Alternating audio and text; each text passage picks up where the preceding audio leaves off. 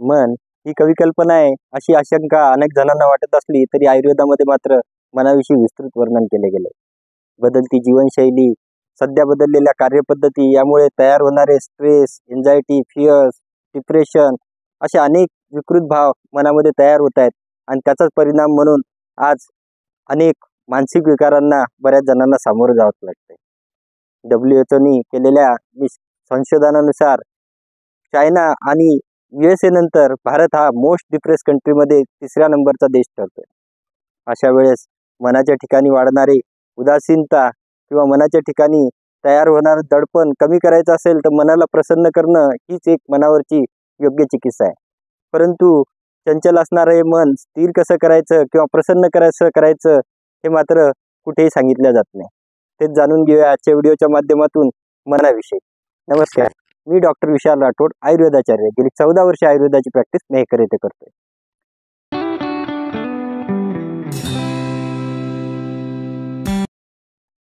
तार्किक निर्णय बुद्धीच्या जोरावरती आणि भावनिक निर्णय हे मनाच्या जोरावरती घेतल्या जात असतात. मनाच्या ठिकाणी असणारी भाव हे मनाची बुद्धीच्या ठिकाणी पोहोचणाऱ्या भावाच्या स्वरूपात व्यक्त होत असतात.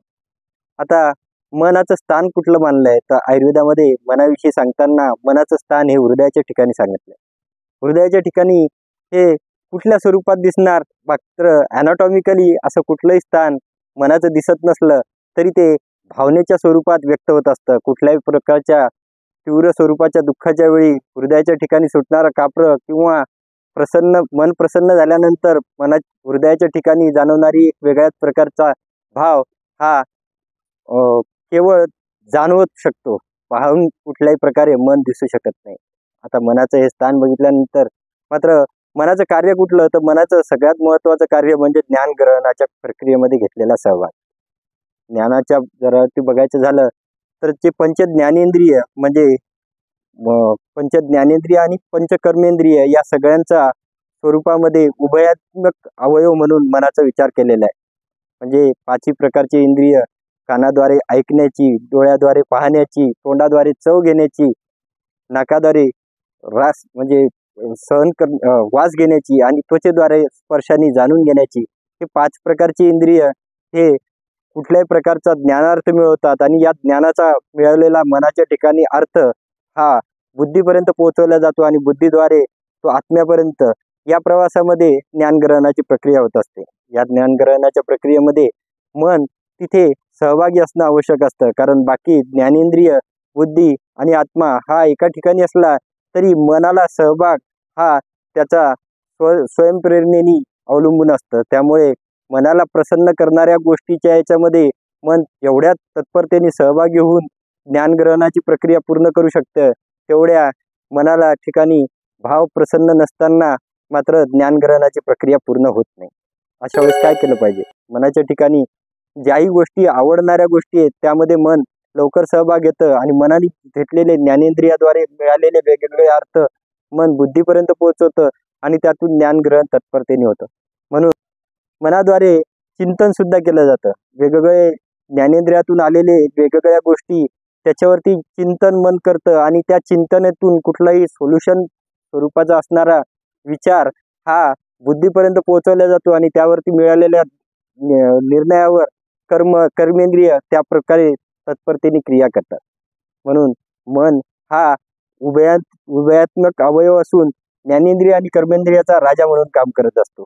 आता मनाच्या ठिकाणी आलेले जेही विचार असतात हे किती फ्रिक्वेन्सीचे आहेत, म्हणजे ज्यामधून निर्णय निघू शकतात अशा प्रकारचे विचार असतील तर मन मात्र त्यात सहभागी होऊन न थकता कार्य करायला लागतं आणि यातूनच चिंतनाच्या प्रक्रियेतून मनाच्या ठिकाणी तयार झालेली ध्यान अवस्था आणि त्या ध्यान अवस्थेतून तयार झालेला आसक्ती आणि त्या आसक्तीतून तयार झालेला संकल्प या स्वरूपात मनाचा प्रवास होत असतो.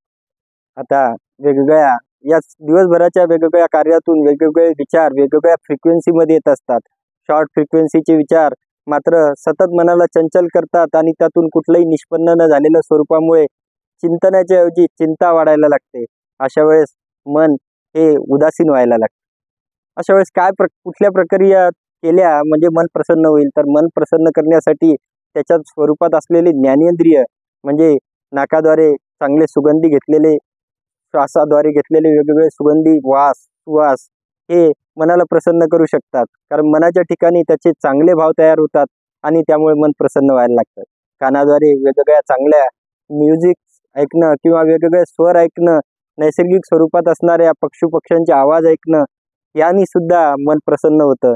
डोळ्यांनी पाहण्यासाठी म्हणून तजेला देणाऱ्या कुठल्याही गोष्टी ज्या निसर्गामध्ये उपलब्ध असतात, जेही रंग आपल्याला सहज आवडतात अशा स्वरूपाचे रंग पाहणे किंवा वेगवेगळ्या प्रकारचे व्हिज्युअल्स पाहणे ज्यामध्ये सहज आपल्या ठिकाणी चांगल्या प्रकारचे भाव तयार होऊ शकतात, हे मनाला प्रसन्न करू शकतात. आता चवीच्या बाबतीत विचार करायचा झाला तर जिभेद्वारा मनाला सतत प्रसन्न करणारा भाव म्हणजे कुठलाही मधुर रस.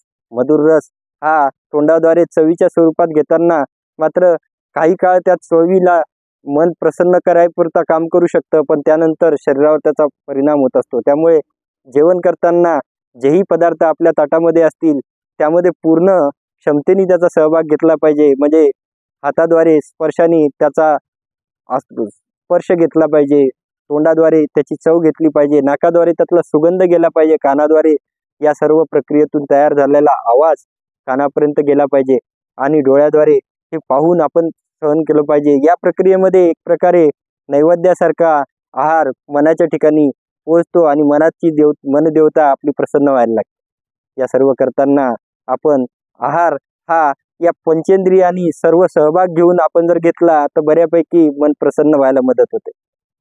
काम करताना कुठल्याही स्वरूपाचा आहार घेतोय आणि त्यामध्ये ना ज्ञानेंद्रियांनी तोंडाद्वारे कुठलीही आभास मेंदूपर्यंत किंवा बुद्धीपर्यंत पोहोचत नाही आणि आहार फक्त पोटामध्ये जातो. त्यामुळे कुठल्याही प्रकारची आत्मसंतुष्टी मनाद्वारा बुद्धीपर्यंत आणि बुद्धीद्वारा आत्म्यापर्यंत पोहोचत नाही. म्हणून मन प्रसन्न करायचं असेल तर आहार घेताना तो सर्व पंचेंद्रियाच्या सर्व भाव व्यक्त होतील अशा पद्धतीने घेतला तर बऱ्यापैकी मन सुद्धा प्रसन्न होतं. दुसरं, कुठलंही कार्य करताना वारंवार कार्याच्या स्वरूपात विचार करताना ज्याही कार्याचे आपण करतोय डोळ्याजवळ कुठलेही पाहत असताना त्याला संपूर्ण दृष्टीने पाहणं, त्यावेळी दुसरा विचार किंवा मल्टीटास्क करणं हे प्रकार टाळले पाहिजे. त्यामुळे मनाच्या ठिकाणी वारंवार चंचलता तयार होते आणि मन उद्विग्न व्हायला लागते. चौथा प्रकार जर करायचा झाला तर मनाच्या ठिकाणी प्रसन्न तयार करण्यासाठी चित्त वृत्ती निरोध असा केला पाहिजे. म्हणजे चित्ताला एका ठिकाणी स्थिर केलं पाहिजे.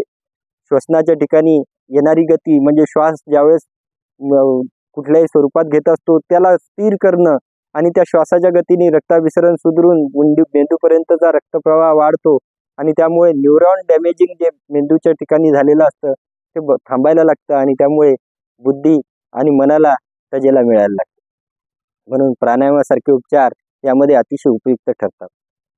आता मनाच्या ठिकाणी या सगळ्या भाव करताना आपण वेगवेगळ्या प्रकारचे चांगले संगीत ऐकणं, डोळ्यांनी चांगल्या प्रकारचे व्हिज्युअल्स पाहणं किंवा पर्यटनाचा आनंद घेणं, कानाद्वारे वेगवेगळे चांगले म्युझिक ऐकल्यानंतर तोंडाद्वारे चांगल्या चवीचे पदार्थ, वेगवेगळ्या चवीचे पदार्थ घेताना ती चव मेंदूपर्यंत पोहोचेल या भावामध्ये त्याच विचारात राहणं, या सर्व गोष्टींनी आपण मन प्रसन्न करू शकतो. याही व्यतिरिक्त कुठल्याही प्रकारचे छंद जोपासणं, बऱ्याच वेळा कुठल्याही प्रकारे कर्मेंद्रियांनी वेगवेगळ्या कलात्मक स्वरूपाचे कार्य चांगल्या पद्धतीने केलेले असतात. त्यामुळे कोणाला चित्रकलेची आवड असते, कोणाला टेनिस खेळण्याची आवड असते.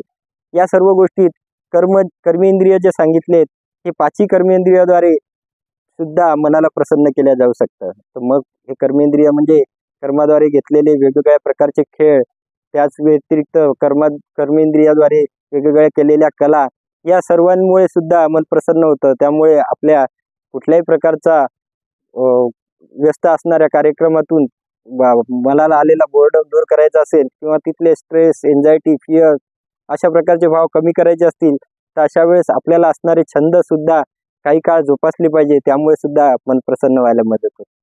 औषधोपचार हा भाग मनाच्या ठिकाणी तितकासा लागू पडत नाही जेवढा प्राणायाम किंवा कुठल्याही ज्ञानेंद्रियाचे पूर्ण केलेले भाव आणि त्या व्यतिरिक्त वेगवेगळे जोपासलेले छंद हे मनाच्या ठिकाणी प्रसन्नता निर्माण करू शकतात.